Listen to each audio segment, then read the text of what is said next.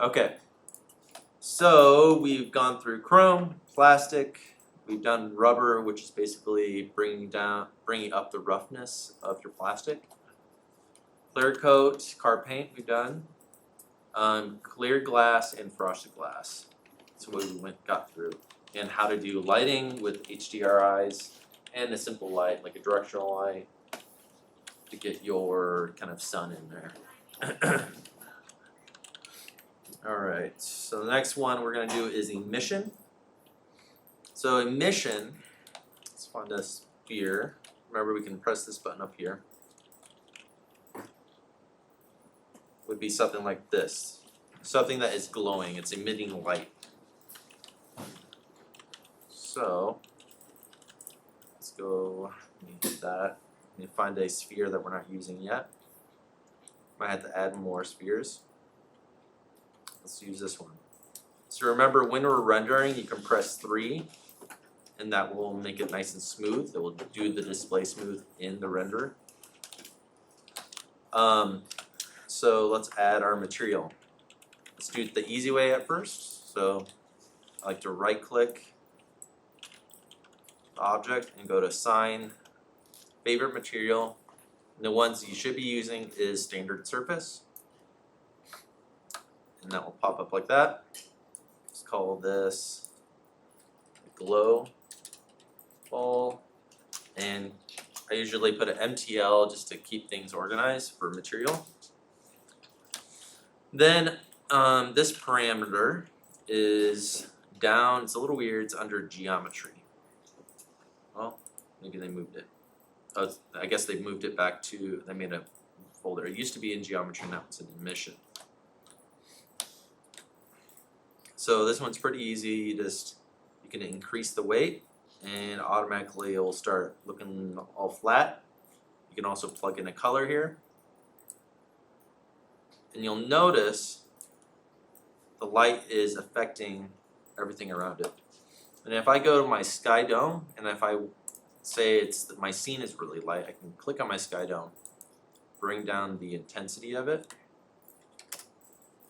and you start seeing that more like this. Another important kind of thing to add whenever you're doing kind of glowy things, in the renderer, so we'll have to get out of the viewport render and then go to our Arnold render view. And I'm going to delete this original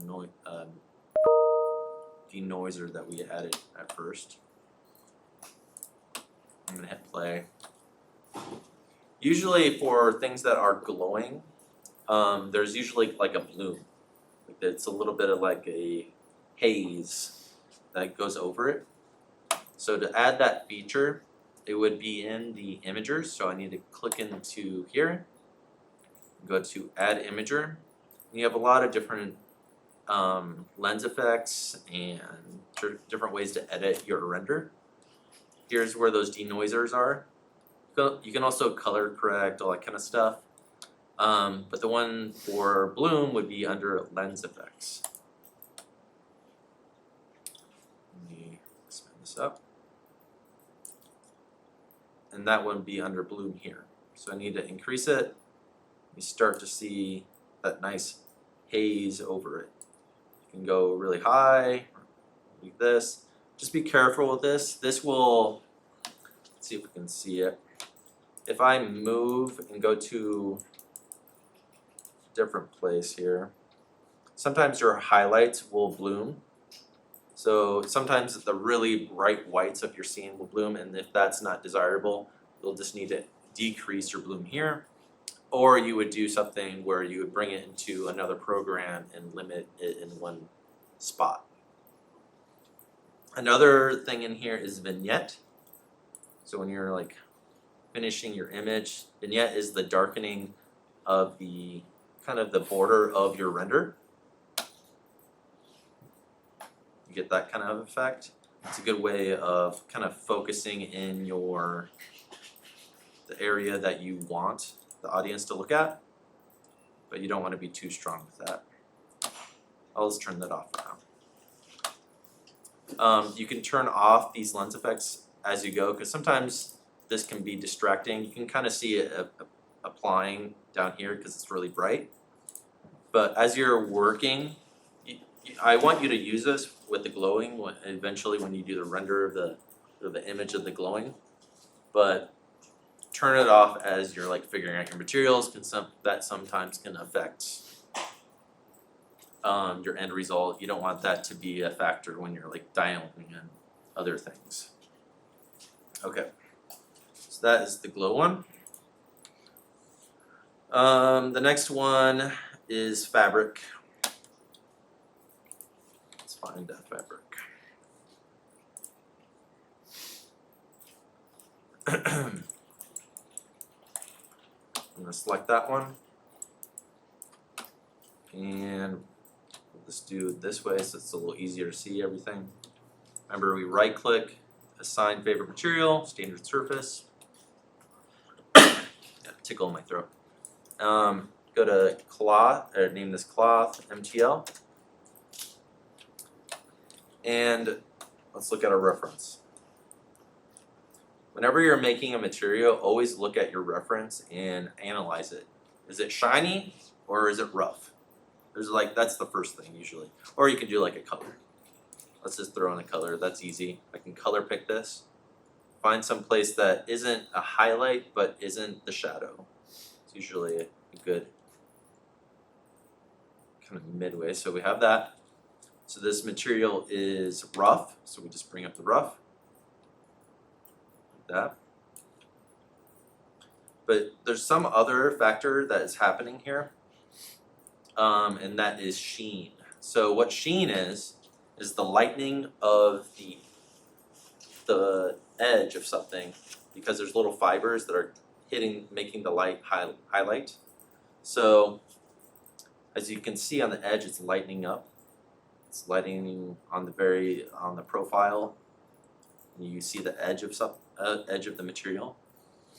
And I'm gonna make this darker so it's a little more clear when I put it on. And you can go down there under sheen, and I'll bring up the weight. And this one, you gotta be careful with sheen because it's a fake, and if you make this too heavy, it's really clear like, hey, that's 3D. So you have to be a little bit more subtle with it these days, and you can bring down the roughness, and that will kind of tighten that edge. Now it looks like I need to bring the roughness of my specular up more. Like that. That's essentially how you would make a fabric material. Maybe this is too strong of a highlight, so I could reduce that like this too. You can also change the color. You see this a lot in like silks, that kind of thing. Most fabrics have some kind of sheen on them. So if I press 3, is there something about this? No, I'm just saying. Okay, I'll help you afterwards. Just watch the demo. All right, and I'm gonna add another thing in here to make it more realistic, but I just want to go over the basic parameters of the material. So that is the base of a fabric. And next one is, so we did skin, rough painted, okay. So the rest of the things are the more advanced stuff. Okay, so we went over all the basic kind of parameters in a material, and these can be applied in pretty much any kind of DCC, Maya, Blender, 3ds Max, and then game engines have these like Unreal and Unity. They're all the same. Essentially, they might look a little bit different, but they use those parameters. Okay. So the next thing I wanted to go over, let's look at the middle. Well, let's go. Yeah. Let's look at the material for this. You'll notice that there's a value here, 0 to turn on something, 1 to turn off something. And we can plug in textures into these things and have them turn off and on, have these parameters appear and disappear depending on this value. And black would be 0, so that parameter would be turned off. White would be turned on. A lot of your detail stuff will be just using that same principle of I want this to be slightly on or more off by using a texture that has variation in it.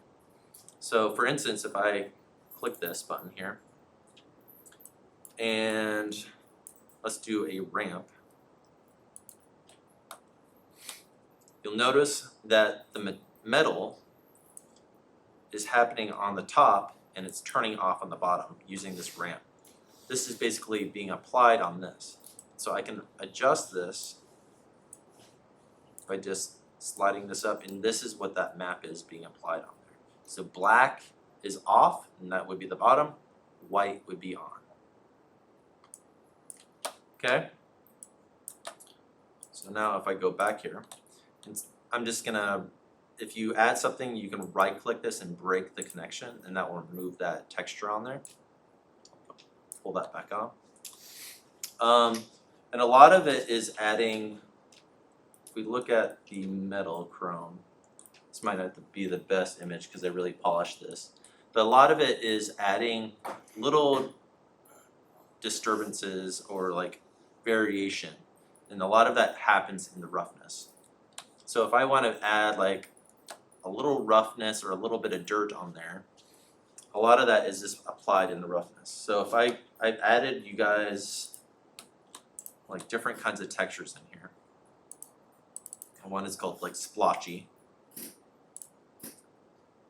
And you guys remember where you're supposed to put your textures? Source images, yes. So I copied all of these already into the source images. And to plug that in, I just click this right here. Oh, I don't want it in metalness. I want to apply this in the roughness. So there, go to File, click there, and this will take me to my source images. So the one is splotchy A, hit open.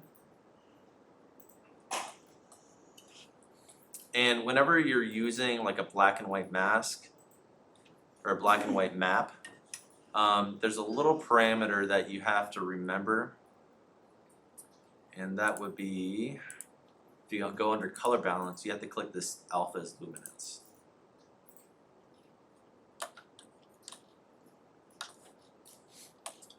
Alright, so that looks a little weird. Now let's look at our hypershade. But you can see kind of what's happening here. Where there is white is where the it's more rough, and where it's black because it's shinier because it's a roughness is becoming the chrome. So if I go over here and go to my chrome, I can go up here on all the materials I have, right click this and say graph network. And this is what my material is. So here's my material. It's plugging into the specular roughness with that texture. A lot of times you will want to edit your render. So let me just turn that off and move this over so we can see it.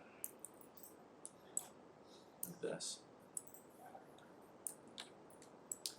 And we can do that on the fly by adding another node between here. And that is called AI color correct. So I can hit tab in the background here and search it and go AI color correct. And put that in there. I'm gonna take this, put it in input. If it doesn't allow you to do that, you have to click this little plus and put it in the R, like that. And then do that same thing over here. Try it, see if it doesn't work. If it doesn't work, that means that it's using only one channel, so I can put that in the specular roughness there. So you just expand that out. There we go. So now I can click on this thing. Let me hide this pure ref. And I can then use these parameters to adjust it. So I can increase the gamma, which will make it more rough overall. I can reduce it, so it's a little more subtle. So it's only applying a little bit over things, so you get a little bit of a smudge on things, so you get a little variation like that. You can add, you can increase it, the contrast like this. You might be wondering what that map is doing exactly. And let me show you how to see that. So if I go to my Arnold render view, sometimes it pops down here and you have to load it up like that.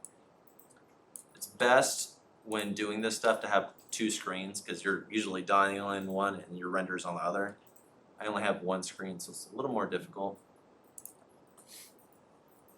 We have that over. So you can see the little smudge. Those little details make stuff look realistic. And then say I want to see this, I can select this, and there's a little button up here called Isolate, and that's what that looks like. So this little button here, that's what the map is doing. So I can adjust things by just changing the contrast. See how it's becoming more dark? It's becoming darker. You can do this, make it brighter. You can play with the gamma this way and it will become more visible. Remember, whatever is the black will be the shiniest. Whatever is this red, which is basically white, when we put it in a black and white section into the specular roughness, it will turn on that roughness. Now I turn that off, and you get that kind of effect. Okay? That's a way that you can make things look a little more realistic. Save that. And so you can do different things like do a handprint texture, fingerprint texture like it's been used, or if you're doing like your glass, if you're doing like a cup with a glass cup and then you were drinking up, you could do a texture of like the lip on the edge, and you just put that in the roughness and it would show a little bit like there's a little smudge on there. That's how you get those kind of details. All right. The next thing was the skin. Let's go look at that.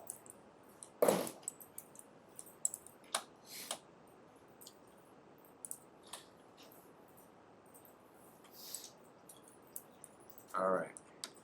So in the file, I put in, I'm going to show you how to do this, but I found this image of like freckles, and then I also found this texture of skin. And then we're going to use bump mapping to, I'm going to show you how we do this with bump mapping. So, let's go over here.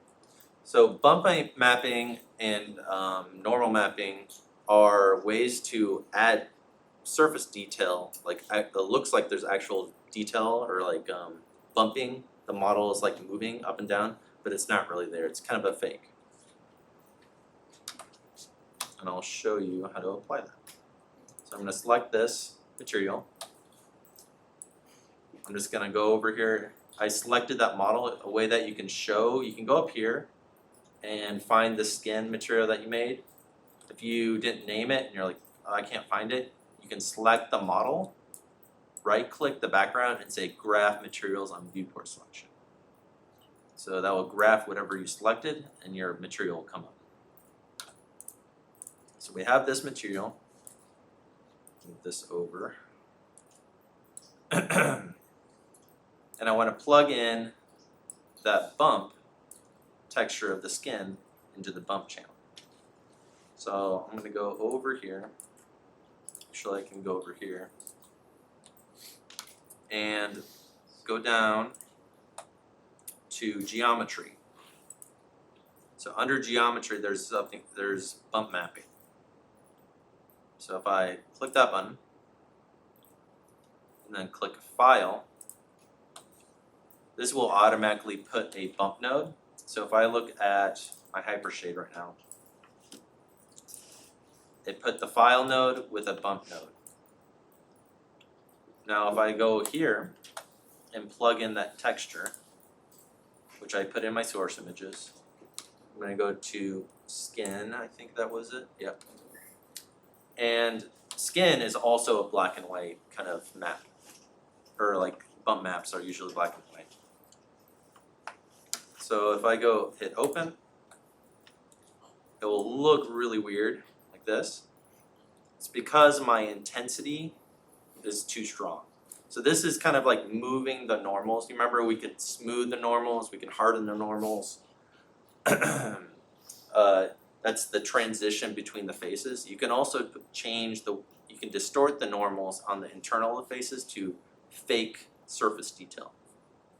And usually the rule of thumb of this, when using bump mapping, you don't want this to be big stuff, like it's big chunks coming out. You want really fine stuff, because otherwise the fake, it won't look quite right. So you want this to be like really fine detail stuff, like skin, like pores, that kind of thing. So I'm going to click on the bump 2D node here. And this is the depth channel. So I need to decrease this. I'm going to say 0.01. And what's happening to this, why it still looks a little bit weird, is because we used a denoiser. So I'm going to go to my Arnold render view. The problem with denoisers, they're AI tools that try to smooth out your model or your render, but they also cause these weird artifacts where it looks a little bit wonky. So you have to be very careful with them. So if I click that off and render it here,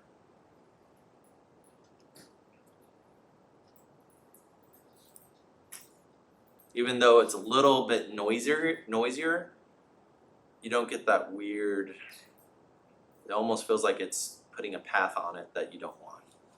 So even that feels a little strong on the bump. So I'm going to go back to over here. Turn that off over here. Select that. And then I can click this button. It will take me to up and down the chain. So if I click these, that will go down and up my chain here. So if I click that, that will go, if I go up to my texture, it's fastest probably just bring up your Hypershade and just click on it. And then I can reduce this. So 0.005, let's see what that does.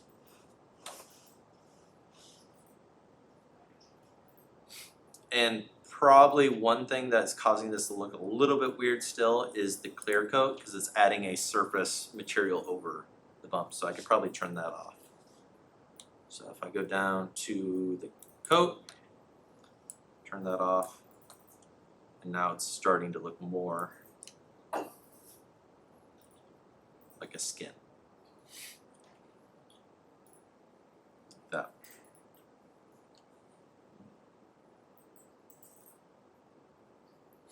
One thing that is happening with this is if you look on the very top, you'll notice that it's all pulling up in the very top here. And if you're rendering and it's taking too long, you can isolate a section by clicking this button up here. So you're limiting the render size while you're dialing in things. So those are ways that you can work a little bit faster. See, there's a little pull here. We haven't gone over UVs, but this is probably because the UVs we're applying this a certain way onto UVs. Another way that we can apply, so if I look at this, and I'll go over this later, but I'm going to select, I'll go to the UV editor, so you can see. This is a flattened version of my model here. And what this is doing is that's the very top. And so when I apply the skin texture, it's all pulling to the very corner. So it's applying a flat, and it's pulling up in the very edge. This is directly applying this texture on top. There's another way that you can apply textures onto an object that don't consider the UVs. And I'll show you that. So to apply this, so I'm going to go over here. It's called triplanar, or AI triplanar. And what triplanars are, they're projecting the texture on an object on X, Y, and Z, so all sides of the object. There are problems with this, and I'll show you what the problem is, but this also fixes some things. So if I click Tab and go AI triplanar, click on that. And AI stands for Arnold. Most of the nodes that you'll be using start with an AI. And then I'm going to plug this in. Remember, you have to click open this. Plug this into R.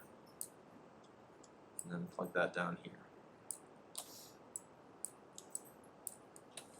Now if we look at this, we might need to adjust the size of it. If I click on this, see how it shows up here, and it will show up over here.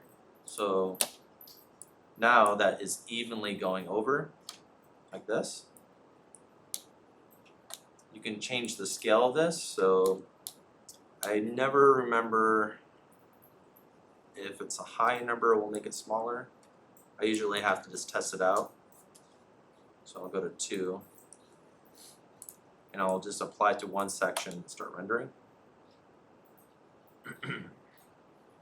So that seemed like it made it smaller. So I need to go like 0.1, and that will make it bigger for the scale.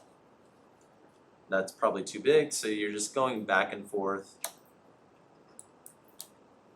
0.05, wait, 0.5.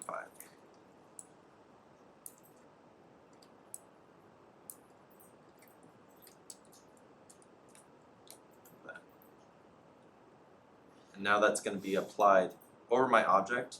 You'll notice there's a weird seam coming from this. What is happening is it's projecting from one side, and then there's a blending that happens when it's projecting on the top. So the parameter to adjust the blending is right here. Right now there's no blending right here, so you just need to increase this number so that the X projection and the Y projection and the Z projection, there's a little bit of a blur between them. And that kind of hides that seam a bit.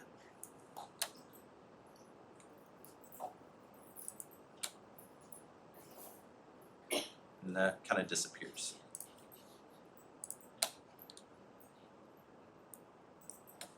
Okay. So, say you want to add like moles on this guy, or like blemishes, those kind of things, and it's not in your original texture. You can multiply and mix things together, and I'll show you how to do that. First, so that's where I found this. I won't have you do this, I made this for yourself, but I want you guys to know how to do it, just for future. But the way, and I made, where is it again? This texture from that. So usually, since you're projecting stuff and it's going over and over, you want things to be seamless. You don't want there to show a line basically when the texture starts and the texture ends. And the way that we can do that in Photoshop, you guys should have access to Photoshop. We want to make a texture. And usually you want to have either 1K, 2K, or 4K kind of textures that you can apply to things. 1K is 1024, so 1024 by 1000 by 24. 2K is 2048 by 2048. 4K is 4096 by 4096. So let's create a 2K one. So that would be 2048 by 2048. So I'm going to create this. I'm going to select all that, Control A, Control C, paste it in here, Control T to scale it up. Getting to know Photoshop, it's a good skill to have, especially if you want to get into 3D. So I just scaled that up. I'm going to duplicate it down here. You guys won't have to do this. I'm just showing it so that you know about it, at least for the future. And I'm going to merge these down so they're one layer. And then I'm going to use this button here, the clone brush. I'm going to clone and get rid of this seam here. And then I am going to crop it. Sometimes there's a little bit of edge. And the way that we can see, if I were to repeat this, there's a tool in here called under Filter, and go to Other and Offset. So by default, this is at 0 to 0. Oops, let me go back. Sorry, wrong thing. Filter, Other, Offset. This basically moves your texture down and to the side depending on your horizontal or your vertical. So it goes like this. But since we're using 2048, half that size is a 1K, which is 1024. So we just have to put 1024 by 1024. Like that. Now we see that if I were to repeat this, you would see a seam, basically. And you want to get rid of that. We can do that by just using the clone brush and then just doing this kind of thing.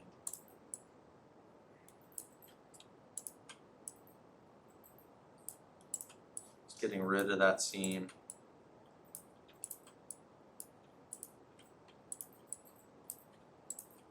This, just kind of spacing it out so it's a little bit different. Now if I do that same thing, the filter, other, offset, I shouldn't see it there. Do that same thing, offset, I don't see a seam there.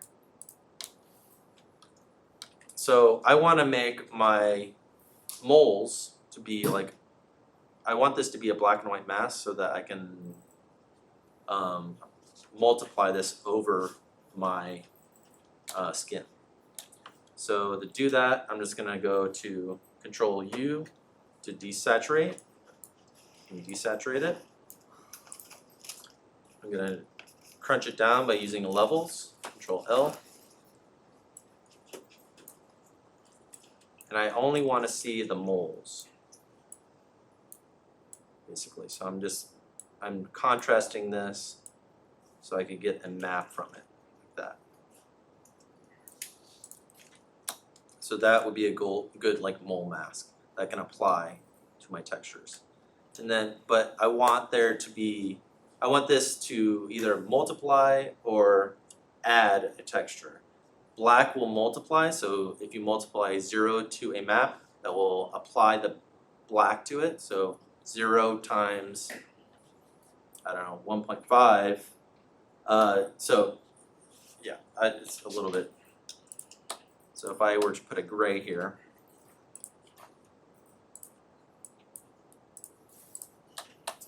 and then go over here and I can change this to multiply. It will multiply the black onto the gray. You can do that same kind of thing in Maya. So I already did this, so I'm not going to save it again.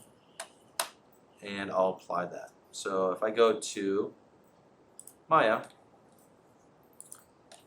I'm going to multiply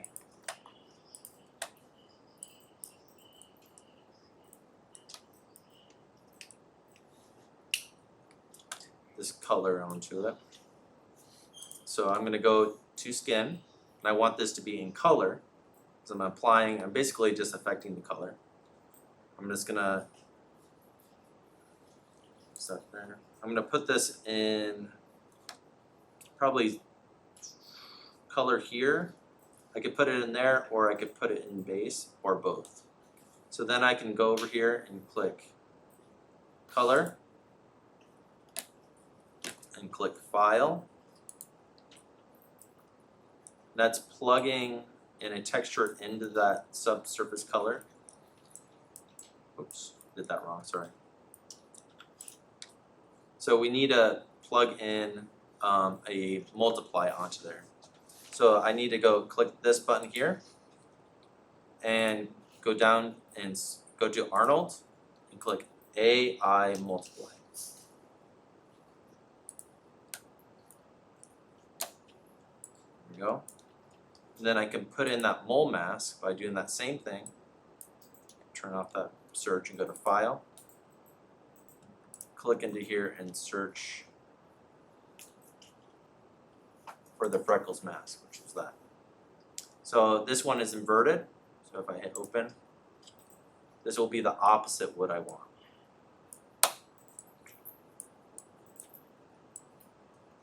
Oops. So everything will be black versus everything. So I just need to invert that. And I can do that by doing that same thing. I can add an AI color to it in between there, and then there's the invert button. But there's also in the texture, if I go in there, sometimes it won't show up all your settings here. You have to click this button up here to expand it. And under effects, there's an invert. What's happening here, it's a little white, so it's multiplying those little marks onto there. But then I need to go into, so you have two parameters in here. So that would be the texture of our mole, and then this is the color overall of the skin. So then I just need to change this back to like a skin color.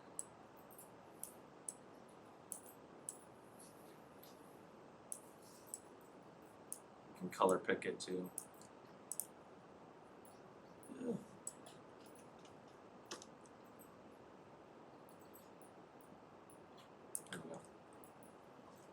Now I have these little moles in there. And if they're too intense or less or too strong, or if you want to make them stronger, then you would connect an AI color corrector in between there to adjust that map.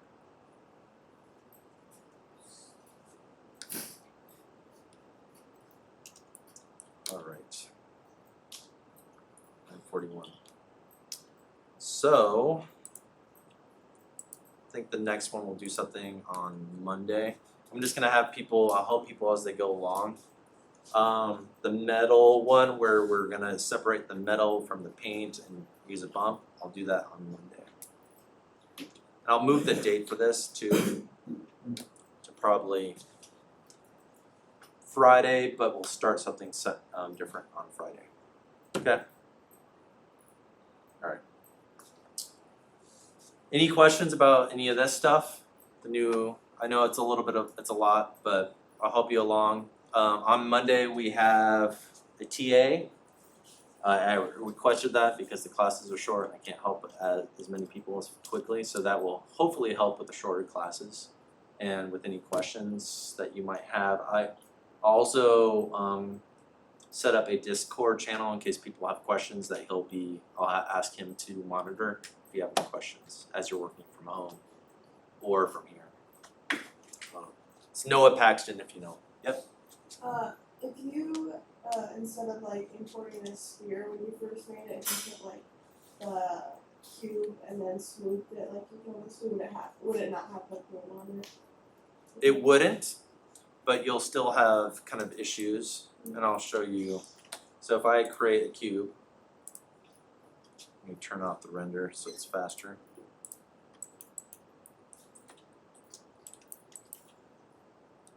Did it actually create it?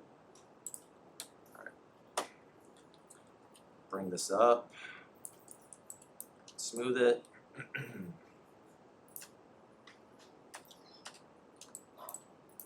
So a cube, when we look at the UVs of it, looks something like this.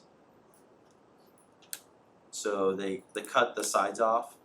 The seam is on the sides. If you were to break this up, or if you took a box and cut it in a certain way and then laid it out, it would look like this.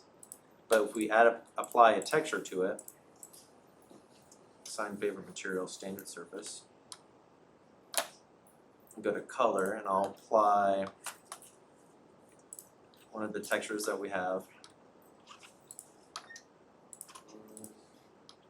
It's one that is easy to see.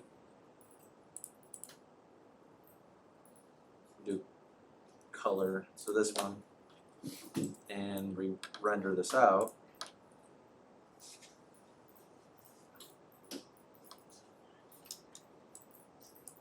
There'll be seams. Hold on a second, it's a little hard to see. There'll be seams wherever to cut.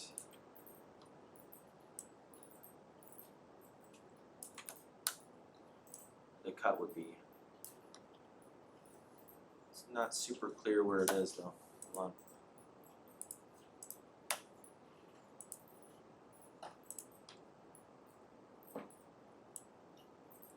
Because that map is basically projecting onto the UV space. I guess there, you can kind of see it right there. There's a line where that UV space is different. If we look at that here, we select the model, what's happening is it's projecting that texture onto that UV space. So it's creating these lines basically. It's only the texture is going on this section here of the model. So for that instance, I would use a triplanar because you can project that whole texture all around it. Yeah. Any other questions? Okay. We got 5 minutes of work time. So